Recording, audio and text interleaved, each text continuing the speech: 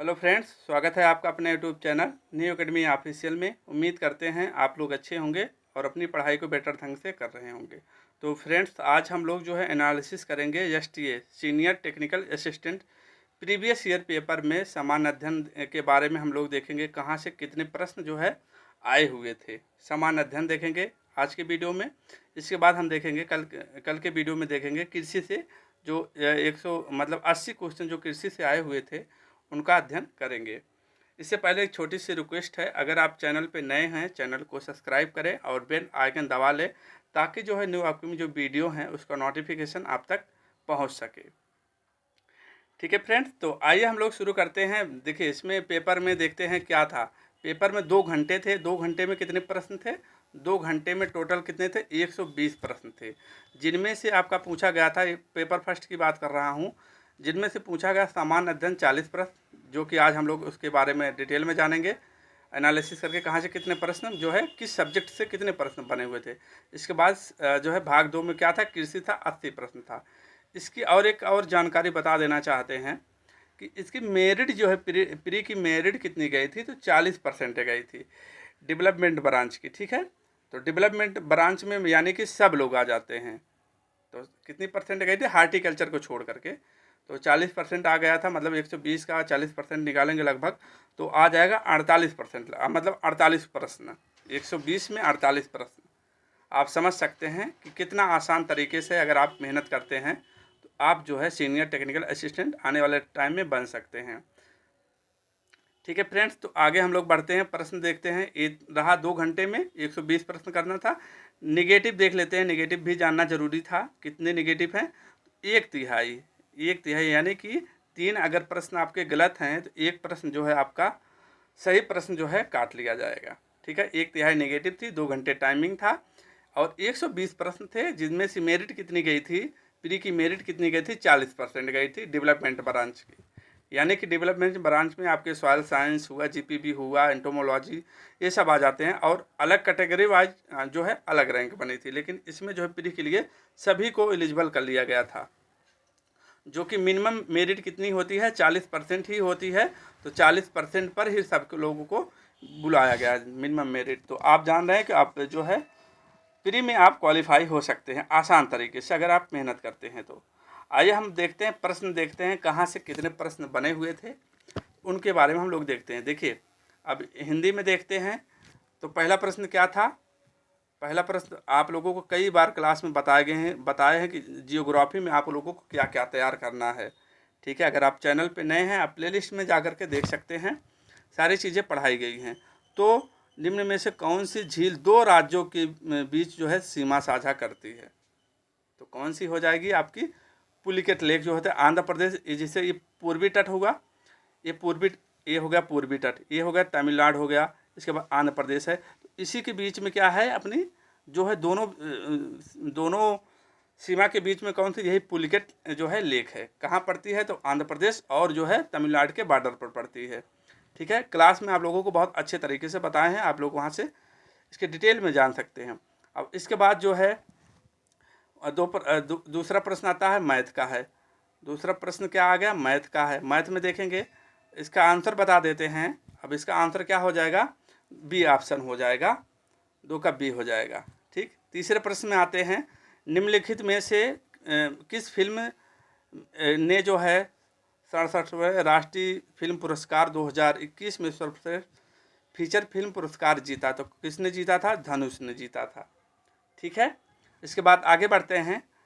आगे बढ़ते हैं, ये देखिए कितना इंपॉर्टेंट है। अब देखिए, इसी साथ में एनालिसिस करते जाइए। देखो, जियोग्राफी का एक क्वेश्चन पूछा, मैथ से एक क्वेश्चन पूछा है, और एक करंट का है एक क्वेश्चन है। इसके बाद उत्तर प्रदेश जीके आते हैं। उत्तर प्रदेश जीके में क्या प्रश्न पूछा है? जो है भारत में निम्नलिखित राज्यों में किस राज्य में क्षारीय मृदा का सर्वाधिक क्षेत्रफल है? सर्वाधिक क्षारीय मृदा का क्षेत्रफल किस राज्य में है? तो आप क्या बताएंगे? उत्तर प्रदेश में बताएंगे। 5वें नंबर पे आते हैं, भारतीय संविधान में 100वां जो होता संशोधन संबंधित है।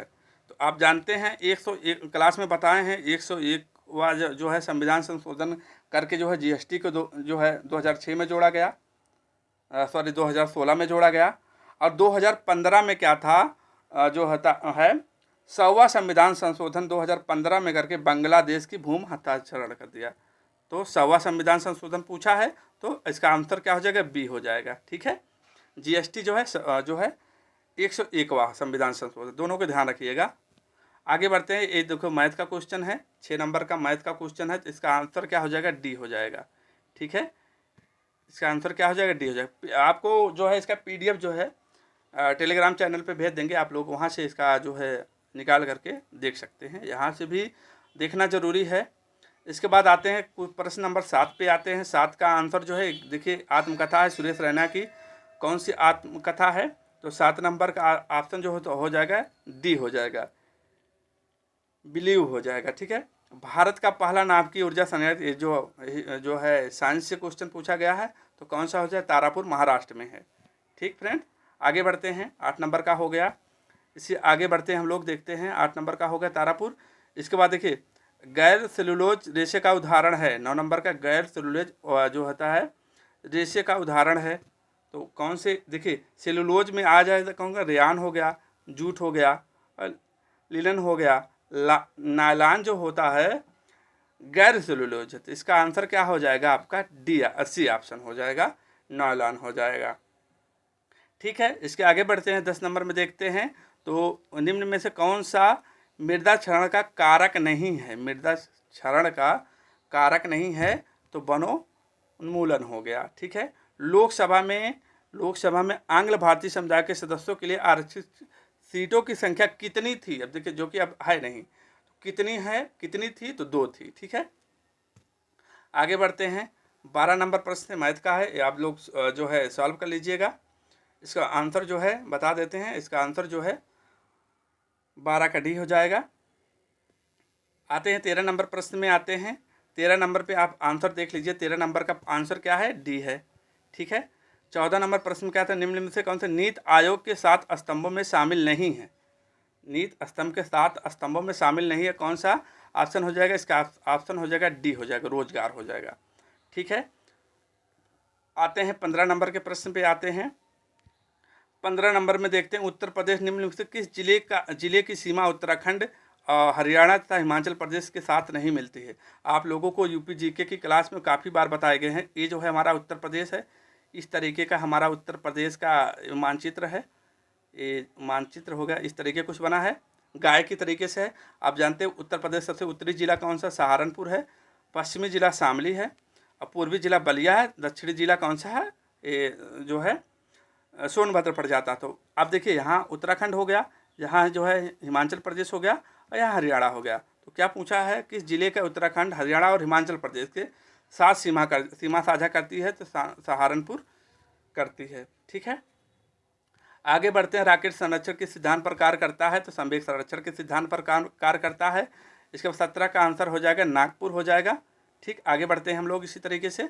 अब इसमें से आता निम्न में से कौन सा सुमिलित नहीं है, उत्तर प्रदेश जीके से एक प्रश्न बनता है, तीसरा प्रश्न है, तो इसमें देखिए कौन सा जो है सुमिलित नहीं है, अवध सुमिलित नहीं है। ठीक है, अवध के संस्थापक कौन थे, इसके आप लोग कमेंट करके जो है कमेंट में आप आंसर दीजिएगा। ठीक है, इसी तरीके से आप 19 देख लेंगे, करंट का क्वेश्चन है। और इसके बाद आते हैं 20 नंबर पे आते हैं, एक जिला एक उत्पाद, एक जिला एक उत्पाद के अंतर्गत लकड़ी के खिलौने के बनाने के लिए उत्तर प्रदेश के निम्न से किस जिलों को में से किसको चुना गया, तो चित्रकूट को लकड़ी के खिलौने के लिए चुना गया। सहारनपुर क्या है, लकड़ी के पे जो चित्रकारी के लिए प्रसिद्ध है। ठीक है, इसका राइट आंसर क्या हो, ए ऑप्शन है। ठीक है, वाराणसी जानते हैं, सिल्क साड़ी बादा जानते हैं आप लोग। इसके बाद 21 नंबर का प्रश्न आता है, 21 नंबर का आंसर क्या हो जाएगा, 21 नंबर में आंसर हो जाएगा आपका डी ऑप्शन हो जाएगा, 21 नंबर के ऑप्शन पे डी हो जाएगा, और 22 का भी डी हो जाएगा। दोनों आप लोग देखिएगा, रीजनिंग का क्वेश्चन है, देख रहे हैं आप, रीजनिंग का है, इसको देखिए। ये आप लोग कोई भी बुक पढ़ते होंगे, ये जो है बहुत आप लोग बीएससी में पढ़ते आए हैं कि टोल फ्री नंबर, किसान कार्ड टोल फ्री नंबर तो पहला ही जाएगा 1880 1551, 1880 1551 जो है किसान call centre toll free number है। 23 नंबर हो गया। 24 पे आते हैं। अब इसमें देखिए जो है मुख्यालय नहीं है, मुख्यालय यूपी जीके से आ गया, चौथा प्रश्न हो गया, हमें लगता है चौथा या पाँचवा प्रश्न है उत्तर प्रदेश जीके से। तो आप ये देख रहे हैं कानपुर देहात हो गया। आंसर बता देते हैं। इसके बाद 25 में ए ऑप्शन हो जाएगा। इसके बाद 26 नंबर पे प्रश्न में आते हैं, 26 नंबर का बी हो जाएगा, 26 का बी हो जाएगा, 27 का बी हो जाएगा। ठीक है, 26 का बी और 27 का भी बी है। रीजनिंग का है, लगा लीजिए आप लोग। ठीक है, इसके बाद गायों और भैंसों के दुग्ध जर रोग के होने के कारण क्या है? कैल्शियम की कमी के कारण है। अब देखिए फिर उत्तर प्रदेश जी के आ गया। उत्तर प्रदेश में कृषि महत्वपूर्ण सूक्ष्म जीवों राष्ट्रीय ब्यूरो कहाँ स्थित है? तो मऊ में स्थित है। ठीक है, चीन में जो है जीके होगा, तो इसका आंसर क्या हो जाएगा? डी ऑप्शन हो जाएगा। देखिए उत्तर प्रदेश जीके फिर पूछा गया है, क्या है? उत्तर प्रदेश में किस जनपद में मॉडल कोच फैक्ट्री स्थापित है? तो रायबरेली में है जी। उत्तर प्रदेश जी के समय लगता है। 6ठा क्वेश्चन है, गिन्नी गुणांक किससे संबंधित है? 32 का प्रश्न बताएंगे। गिन्नी गुणांक किससे जो है निम्न से किससे माप से जुड़ा है? तो आय की असमानता से जुड़ा है। ठीक है, तो इसका आंसर सी हो जाएगा।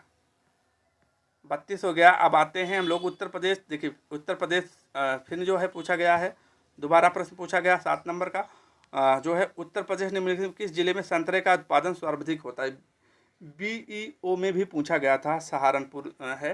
बेसिक शिक्षा अधिकारी में भी पूछा गया था, तो इसका है सहारनपुर। आप जानते हैं सहारनपुर जो है सबसे उत्तरी जिला है उत्तर प्रदेश का। यहाँ खट्टे फलों वाले जो होते हैं, फलों का उत्पादन सबसे ज़्यादा होता है उत्तर प्रदेश में। इसके बाद आते हैं 34 नंबर पे आते हैं। 34 नंबर का आंसर क्या हो जाता है? B option. करंट का है क्वेश्चन। अब आते हैं जो है 35 नंबर पे आते हैं। 35 नंबर का निम्न में से कौन सा कीट नहीं है? तो मकड़ी कीट नहीं है। इसके बाद जो है 36 में आते हैं। 36 का आंसर जो है इंडोनेशिया हो गया। और इसके बाद 37 में आते हैं। 37 का आंसर जो होता है बी है, या बी है 50,000। 38 आते हैं। 38 में जो होता है 38 का आंसर क्या है? डी ऑप्शन है। 39 जो है करंट का है। 40 जो है आप लोगों को जो है 3/2 हो जाएगा। इसको आप लोग लगा के देख लीजिएगा। ठीक है फ्रेंड, तो ये रहा हमारा समान अध्ययन। इसके बाद हम लोग देखेंगे 80 प्रश्न अगले वीडियो में देखेंगे। वीडियो लंबा हो जा रहा है, तो अगले वीडियो में हम लोग देखेंगे एग्रीकल्चर के जो 80 प्रश्न आए हुए थे। तो आपने देखा कि हाँ, इसका एनालिसिस कर देते हैं। आपने क्या देखा? उत्तर प्रदेश का कम से कम आपने क्या देखा? देखिए उत्तर प्रदेश का आपने क्या देखा? उत्तर प्रदेश में आपने देखा यूपी जीके का कितने प्रश्न आए? लगभग 7 प्रश्न आए। देख लीजिएगा, 6 से 7 प्रश्न उत्तर प्रदेश जीके। आपने जियोग्राफी में देखा, एक प्रश्न आया हुआ था झील से संबंधित। और पॉलिटी में देखा आपने, पॉलिटी में एक प्रश्न आया हुआ था संविधान संशोधन से। ठीक है, या 100वां संविधान संशोधन किससे संबंधित है, ये पूछा गया था उत्तर प्रदेश जी के। तो आपको और पॉलिटी और साइंस से क्या आया था? भौतिक विज्ञान से आया था संवेग जो है संरक्षण। और ठीक है, तो ये देखा मोटा मोटा आपको, आप देख रहे हैं कि आपका जीएस में कितना प्रश्न हो जा रहा है। आप 40 में से कितने प्रश्न कर ले जाएंगे? अगर आप थोड़ा से भी पढ़े होंगे तो आप 40 में से आप कितना प्रश्न कर पाएंगे? आसान तरीके से हम बता रहे हैं, जो बिल्कुल नहीं पढ़ा है उसके लिए बता रहे हैं। तो 40 में से 20 प्रश्न आसान तरीके से आप कर ले जाएंगे। इसके बाद बचा 80 प्रश्न। 80 प्रश्न जो है एग्रीकल्चर। 80 प्रश्न में आप 50% मानिए, आपने अगर बीएससी एजी में थोड़ा भी पढ़ा होगा तो अब आप जो है 40 प्रश्न कर ले जाएंगे। 80 में से 40, तो मिला करके 60 प्रश्न जो है आप ना पढ़े हुए हैं तब भी आपका 60 प्रश्न हो जाएगा। मेरिट कितनी गई थी प्री की? मेरिट गई थी 40%, यानी कि 48 प्रश्न गया था। तो आपको समझ में आ गया कि आपकी तैयारी जो है, आप पे अगर तैयारी करते हैं और आप इसमें भी सिलेक्शन हो जाएगा। आपको आपका टीए में भी जो है ओनली एग्रीकल्चर की चांसेस ज़्यादा है। आप एग्रीकल्चर को पढ़िए, और एग्रीकल्चर पढ़ेंगे तो आपका सीनियर टेक्निकल असिस्टेंट में आगामी जो भर्तियां जितनी भी एग्रीकल्चर की आएंगी उसमें भी आपका सिलेक्शन श्योर हो सकेगा। ठीक है, तो आप हताश ना होइए, संघर्ष बनाइए, अपने आप को धैर्य से एकाग्र होकर अपनी तैयारी करिए। मिलते हैं अगले टॉपिक के साथ। हम लोग देखेंगे कृषि के 80 प्रश्न का एनालिसिस करेंगे अगले वीडियो में। तब तक के लिए यहीं रखते हैं आज का वीडियो। मिलते हैं नए टॉपिक के साथ, तब तक के लिए जय हिंद, जय भारत, वंदे मातरम।